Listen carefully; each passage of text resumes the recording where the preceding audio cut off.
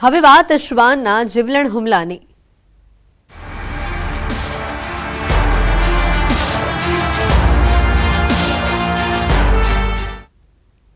સુરતથી સમાચાર આવી રહ્યા છે। રખડતા શ્વાનનો આતંક સુરતમાં યથાવત હોવાનું સામે આવ્યું છે। ભેસ્તાન વિસ્તારની ઘટના સામે આવી છે। રમત રમતી બાળકી પર શ્વાન દ્વારા હુમલો કરવામાં આવ્યો। ભેસ્તાન સ્થિત ગણેશનગરનો આ બનાવ છે। ઘરની બહાર જ 6 વર્ષની બાળકી રમી રહી હતી। અનુષ્કાને સારવાર માટે હાલ સિવિલ લાવવામાં આવી છે। બાળકીને તાત્કાલિક સારવાર આપવામાં આવી રહી છે। વધુ વિગત મેળવીશું। કીર્તેશ ફોન લાઈન પર સંવાદદાતા જોડાઈ ચૂક્યા છે। કીર્તેશ, વારંવાર સુરતથી શ્વાનનો આતંકના અનેક કિસ્સાઓ સામે આવી રહ્યા છે, ત્યારે ફરી એકવાર 6 વર્ષની માસૂમ આ ઘટનાનો ભોગ બની છે। વધુ માહિતી શું છે? બિલકુલ એથી સુરતમાં શ્વાનોનો આતંક દિવસે ને દિવસે વધી રહ્યો છે। સૌથી વધારે શ્વાનોના આતંકમાં નાના બાળકો હોય છે તે ટાર્ગેટ થતા હોય છે। થોડા દિવસ પહેલા પણ સુરતના ઉમરા વિસ્તારમાં 11 વર્ષના બાળક પર શ્વાને હુમલો કર્યો હતો, ત્યારે ફરી એકવાર આજે સુરતના ભેસ્તાન વિસ્તારમાં આવેલા ગણેશનગર નજીક ઘર નજીક રમતી બાળકી ઉપર શ્વાન દ્વારા હુમલો કરવામાં આવ્યો હતો। કે બાળકીને ગંભીર ઈજા થતા પરિવાર સારવાર અર્થે હોસ્પિટલ લઈને આવ્યું હતું। ખાસ કરીને સુરતમાં શ્વાનોના આતંકની અસંખ્ય ફરિયાદો હોવા છતાં બી તંત્રના પેટનું પાણી હલતું નથી। કરોડો રૂપિયા શ્વાનોના રસીકરણ અને ખસીકરણ પાછળ ખર્ચ્યા બાદ બી શ્વાનો આક્રમક મૂળમાં આવે છે અને નાના બાળકો પર હુમલા કરી તેમને ગંભીર ઈજા પહોંચાડતા હોય તેવી વધુ એક ઘટના સામે આવતા ફરી એક વખત તંત્ર દોડતું થયું છે। બિલકુલ કીર્તેશ, આભાર માહિતી બદલ।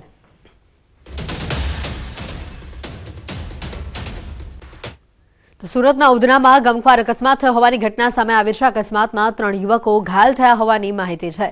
પૂર ઝડપે આવી રહેલી મોપેડે ડમ્પરમાં ઘૂસી હતી। મોપેડ સવાર 3 યુવકો ઇજાગ્રસ્ત થયા છે, તો અકસ્માતમાં એક યુવકની હાલત ગંભીર હોવાનું સામે આવ્યું છે। અકસ્માતની સમગ્ર ઘટના સીસીટીવીમાં કેદ થઈ છે।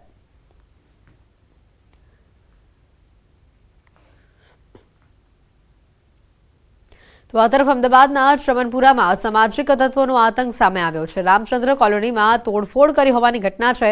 કરિયાણાની દુકાનમાં મારામારી કરીને તોડફોડ કરી હોવાની આ ઘટના સામે આવી છે। ખરાબ તેલનું વેચાણ કર્યું હોવાનો આક્ષેપ કરવામાં આવ્યો હતો। મારામારીની ઘટનામાં 2 લોકો ઇજાગ્રસ્ત થયા છે। અસામાજિક તત્વોનો આતંક સીસીટીવીમાં કેદ થયો છે।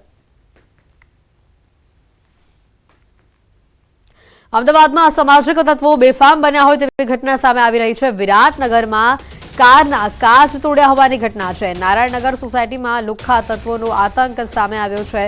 લોખંડના સળિયા સાથે કાર પાર્કિંગમાં ઘૂસ્યા અને સમગ્ર ઘટના આ સીસીટીવીમાં કેદ થઈ છે।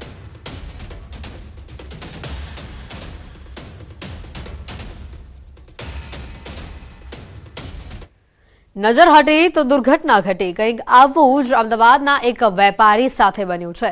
આંગડિયા પેઢીના વેપારીની નજર ચૂકવી લૂંટારુઓ 5 લાખની રકમ લઈને રફુચક્કર થઈ ગયા। વેપારી કારમાં 5 લાખ રૂપિયા લઈને ઘરે જઈ રહ્યો હતો, ત્યારે 2 બાઇક પર 3 શખ્સો આવ્યા અને ગાડી સરખી ચલાવતા નથી તેવું કહીને વેપારીની નજર ચૂકવી રૂપિયા લઈને તેઓ ફરાર થઈ ગયા। વેપારીએ ફરિયાદ નોંધાવતા ઓઢવ પોલીસે સમગ્ર મામલે તપાસ હાથ ધરી છે।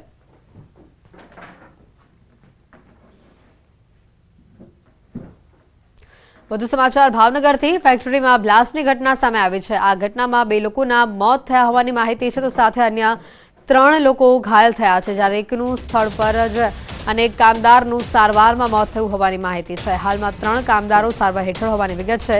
શિહોર જીઆઈડીસીમાં એમડી રુદ્રા નામની ફેક્ટરીમાં વિસ્ફોટ થયો હતો। મોડી રાત્રે ફેક્ટરીમાં વિસ્ફોટ થયો હતો। વિસ્ફોટના પગલે 5 કામદારો ઘાયલ થયા હતા। હાલમાં જે ઘાયલો છે તેઓને ભાવનગરની સટી હોસ્પિટલમાં ખસેડાયા છે। ફેક્ટરીમાં મજૂરોને સેફટી ન હોવાનું પણ જાણવા મળ્યું હતું।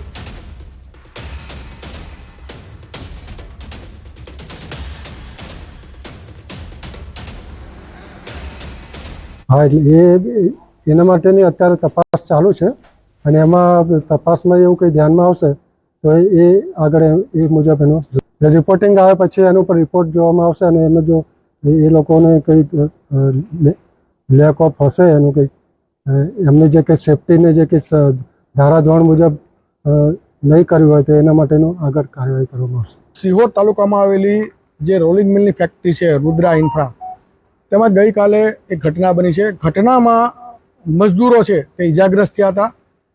ઘટનાના દ્રશ્યો તમને બતાવવા માંગીશ કે આ જે દ્રશ્યો જોઈ રહ્યા છો તે દ્રશ્યો છે તે ફર્નિશ જે હોય છે લોખંડ છે તેને ઓગાળવાની પ્રક્રિયા માટેની જે પટ્ટી છે તેના દ્રશ્યો છે.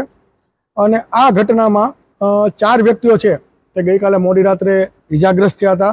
ફર્નેસમાંથી જે લોખંડનો લાવા છે તે ઉડવાથી ઘટના સ્થળ પર એક વ્યક્તિનું મોત થયું હતું, ત્યારે એક વ્યક્તિ છે તે સારવાર દરમિયાન છે તેમનું મૃત્યુ થયું છે. 4 વ્યક્તિઓને સારવાર અર્થે ભાવનગર સરકારી હોસ્પિટલમાં એડમિટ કરવામાં આવ્યા હતા. ત્યારે કંપની તરફ પણ ઘણા એવા સવાલો ઉઠી રહ્યા છે કે સેફટીને લઈ અને કંપની દ્વારા પણ ઘણા એવા સવાલો સામે આવી રહ્યા છે કે જો આ ઘટનાની સમીક્ષા કરી અને જો પૂરતી પ્રમાણમાં સેફટી હોત તો આ ઘટનામાં કંઈક ને કંઈક જાનહાનિ છે તે ટળી શકે. નીતિન ગોયલ, ન્યૂઝ 18 ગુજરાતી, ભાવનગર.